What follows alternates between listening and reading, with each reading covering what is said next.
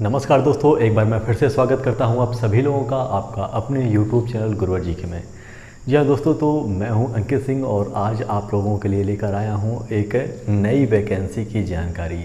असल में यह कोई नई वैकेंसी नहीं है, यह पहले ही जारी कर दिया गया था। यानी कि UPSSC ने अपने टाइम टेबल में इसके बारे में पहले ही बता दिया था। जैसा कि आप लोग देख रहे हैं कि UPSSC मुख्य सेविका का ऑनलाइन फॉर्म 2022 निकाला गया है।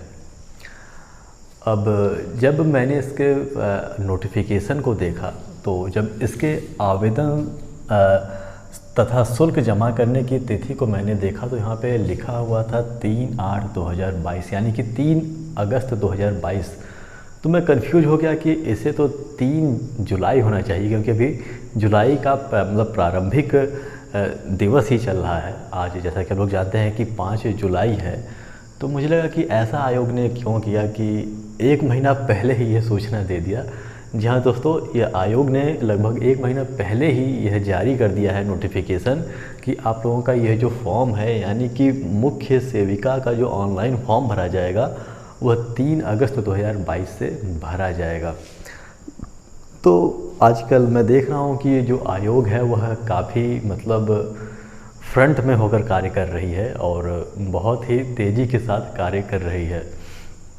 जैसा कि आप लोग जानते हैं कि अभी कुछ ही दिन पहले उसने PET का जो एग्ज़ाम कंडक्ट कराना है 2022 के लिए, उसका भी आवेदन उन्होंने शुरू कर दिया है और वो भी लगभग मुझे लगता है सितंबर के महीने में उसका भी पेपर करा लिया जाएगा। और जैसा कि आप लोग को पता है कि PET का जो इन लोगों ने समय सीमा रखा है या फिर जो एक्सपायरी डेट रखा है वह केवल 1 साल का रखा है। यानी कि 2021 में जो आपने जो PET दिया था वह 2022 में बस उन्हीं पदों के लिए मान्य होगा जो 2022 में जो PET का एग्ज़ाम होगा उसके पहले जितने भी आवेदन करा लिए जाएंगे। यही कारण है कि इसके बारे में इन्होंने नोटिस पहले ही जारी कर दिया है। तो यहाँ पे ऑनलाइन आवेदन तथा शुल्क जमा करने की जो तिथि होगी वह 3 अगस्त 2022 होगी और यहाँ पे जो ऑनलाइन आवेदन तथा शुल्क जमा करने की अंतिम तिथि जो होगी वह 24 अगस्त 2022 होगी। आप यदि फॉर्म भरते समय किसी प्रकार की गड़बड़ी कर दिए हैं तो आप लोगों को संशोधन करने का भी मौका दिया जाएगा, जिसकी अंतिम तारीख 31 अगस्त 2022 होगी। यदि आपने फ़ीस नहीं जमा किया है, यहाँ पे देखिए फ़ीस जमा करने की अंतिम तारीख 24 अगस्त 2022 है। यदि आप किसी प्रकार से फ़ीस नहीं जमा कर पाए हैं तो आप 31 तारीख तक भी इस फ़ीस को यदि जमा कर देंगे तो वह मान्य हो जाएगा। पदों की संख्या की बात करें तो यहाँ पे 2693 पद इसके आए हैं, यानी कि मुख्य सेविका के। और यह जो पद हैं केवल महिलाओं के लिए हैं। जी हाँ दोस्तों, इसमें पुरुषों का कोई कार्य नहीं है, तो पुरुष इसलिए इस फॉर्म से दूर रहें। तो यह केवल महिलाओं के लिए है। 2693 पद आए हैं। काफ़ी अच्छा अवसर है ऐसी महिलाओं के लिए जो इसके योग्य हैं। तो सबसे पहले मैं बता दूं कि यह जो फॉर्म है इसका जो आवेदन शुल्क है वह केवल 25 रुपये है। अब 25 रुपये क्यों है इसके बारे में भी हम जानकारी देंगे, क्योंकि अक्सर जो UPSSC का जो फॉर्म आता है वो लगभग 185 से 200 रुपये के बीच में होता है। शैक्षिक योग्यता इसमें जो चाहिए वो स्नातक कला वर्ग के साथ चाहिए। सामान्य रूप से बात करें तो इसमें BA आप लोग को पास होना चाहिए। कौन कौन से सब्जेक्ट से? यदि आपका विषय के रूप में यदि आपका समाजशास्त्र रहा है या फिर समाजशास्त्र नहीं रहा है तो समाज कार्य का कोई विषय रहा है या फिर गृह विज्ञान रहा है और या फिर पोषक और बाल विकास, यानी कि इन चारों में से कोई एक विषय आपके BA में रहा है तो आप इस फॉर्म को भर सकते हैं। साथ में आप लोगों के पास PET 2021 का सर्टिफिकेट भी होना चाहिए, जिसमें यह जो निर्धारित करेगा कि आपने 2021 का PET का एग्ज़ाम दिया था। जी हाँ दोस्तों, यह जो भर्ती है वह 2021 के PET के आधार पर ही निकाली गई है। यह उसी के अंतर्गत निकाली गई है। तो इस फॉर्म को केवल वही भर सकता है जो 2021 का PET का एग्ज़ाम दिया था। और जहाँ तक ये आवेदन शुल्क 25 रुपये रखने की बात है, असल में ये जो 25 रुपये शुल्क है ये सभी के लिए 25 रुपये ही है, चाहे वह SC ST कैंडिडेट हो, चाहे OBC कैंडिडेट हो या फिर जनरल कैंडिडेट हो, सभी को 25 रुपये अदा करना है। असल में यह मुख्य परीक्षा के लिए आवेदन कराया जा रहा है और सबसे बड़ी बात यह है कि आयोग के पास अभी इसका डाटा नहीं है कि कितने अभ्यर्थी मुख्य परीक्षा में बैठेंगे।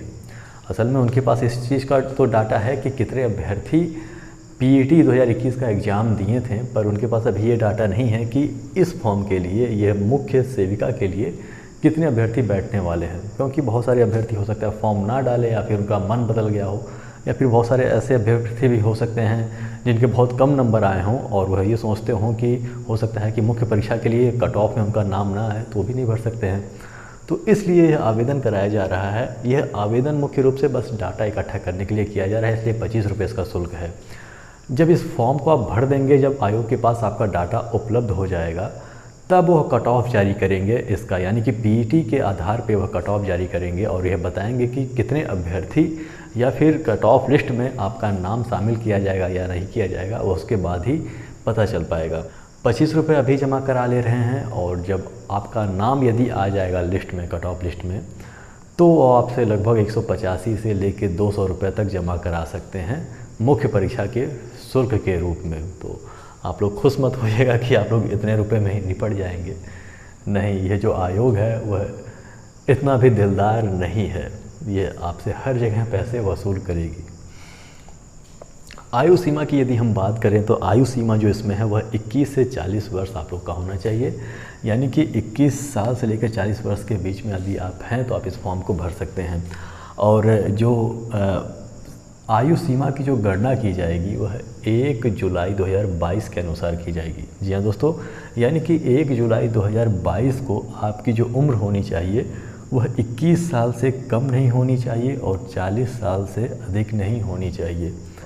वही मैं बता दूं, जैसे कि हर परीक्षा में छूट दिया जाता है SC ST या फिर OBC कैंडिडेट को 3 साल का, 5 साल का, तो वह सभी छूट इसमें भी उपलब्ध रहेगा आयु सीमा में। तो आशा करता हूँ कि यह समझ गए होंगे। मुझे लगता है कि कुछ छोटा नहीं है अब, तो मुझे लगता है कि आप लोग समझ गए होंगे। यदि किसी प्रकार की कोई कन्फ्यूजन रहता है तो कमेंट के माध्यम से आप कन्फ्यूजन दूर करा सकते हैं, यानी कि अपना प्रश्न पूछ सकते हैं। यदि उसकी जानकारी हुई तो उसकी उत्तर आप लोग को अवश्य दिया जाएगा, यानी कि जो कमेंट आप लोग करेंगे उसका उत्तर आप लोग को अवश्य दिया जाएगा। तो आशा करता हूँ आज की वीडियो आपको पसंद आई होगी। यदि पसंद आई तो इसे लाइक कर दीजिएगा, हमारे चैनल को सब्सक्राइब कर दीजिएगा और बेल आइकन भी प्रेस कर दीजिएगा, ताकि जब हम नई वीडियो डालें तो उसकी जानकारी आपको हो सके। और हाँ दोस्तों, जैसा कि आप लोग जानते हैं कि हमने NCERT के कक्षाओं का प्रारंभ कर दिया है। यदि आप NCERT की पुस्तकों का अध्ययन करना चाहते हैं, विश्लेषणात्मक अध्ययन करना चाहते हैं, तो हमारे इसी चैनल पे जब प्लेलिस्ट में आप जाएंगे तो वहाँ पे आप देखेंगे क्लास 6 के साइंस नाम का एक प्लेलिस्ट होगा, जहाँ से आप विभिन्न प्रकार की वीडियोस देख सकते हैं। हम मुख्य रूप से इसमें क्लास 6 से लेके क्लास 12 तक के साइंस और सोशल साइंस के प्रमुख विषयों को पढ़ाएंगे, जो UPSSC या फिर विभिन्न प्रकार की जो परीक्षाएं होती हैं जिसके आधार पे इसमें सामान्य अध्ययन के प्रश्न आते हैं, उसकी आपकी तैयारी हो सके। तो इसी के साथ आज की वीडियो समाप्त करते हैं। अब मिलते हैं अपने अगली वीडियो में।